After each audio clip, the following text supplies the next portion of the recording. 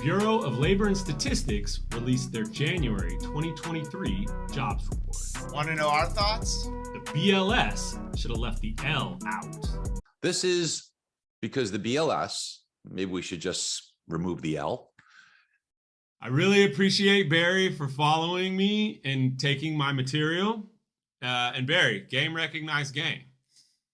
But in all seriousness, I think Barry is literally a mortgage legend. I've been following Barry since I saw him live in person at the DoubleTree Hotel in Sacramento, 2005. He is must watch every morning. Jack, I know you feel the same as me about Barry Habib. Yeah, he puts out the best mortgage and real estate content.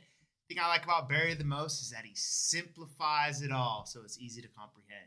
Yeah, his method of communication putting a complex thing in explaining it metaphorically in a way that I can understand it is a huge, huge accomplishment. Mm-hmm. But we're on the topic of the BLS jobs report. Yes. And we've been saying for months, we thought when the revisions come out, we're going to uncover some more information here. Yeah. What were some of the things that we've started to uncover? Yeah, so the thing I thought was most interesting is that for the last 11 months, that report has actually beat expectations on average of 100,000 jobs a month.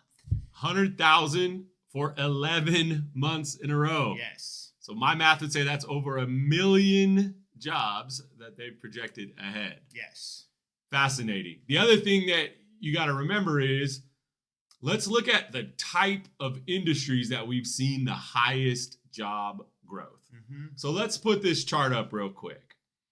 And as we can see, leisure and hospitality have really led the charge in job growth the last few years.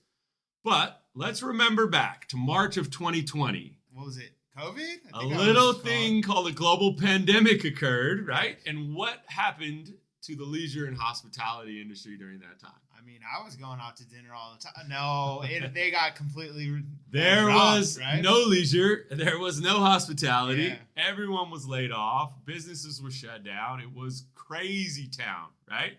So since then, we have seen a dramatic jump, right? In rehire, businesses reopen. We've seen jobs come back in those industries. But let's look at where we are now in comparative to where we were pre-COVID. And as we can see, we're about back.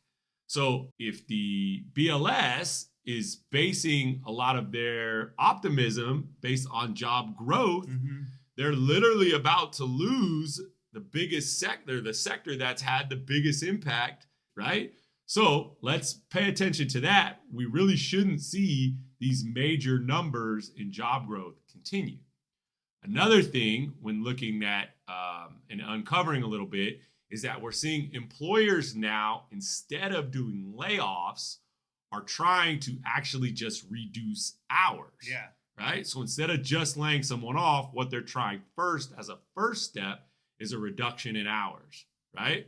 Talk about that. Yeah, I'm pretty sure that equated to what? Over 400,000 jobs? Yeah, so if you actually did the math on, how you would equate the loss in income, right? It would revert to about 468,000 job losses. That's crazy. So that'd be a huge, huge number, right? When thinking about overall the state of jobs. I know we've talked about it before. For us, it didn't feel like the healthiest job market in over 40 years. And I think as some of the data is starting to get uncovered, the job market is certainly softer than how it was laid out to be. With all this job information that just came out this week, it'll be very interesting to see what happens in the market next week with the big consumer pricing index coming out. Hope everyone has a great Easter. Happy Easter.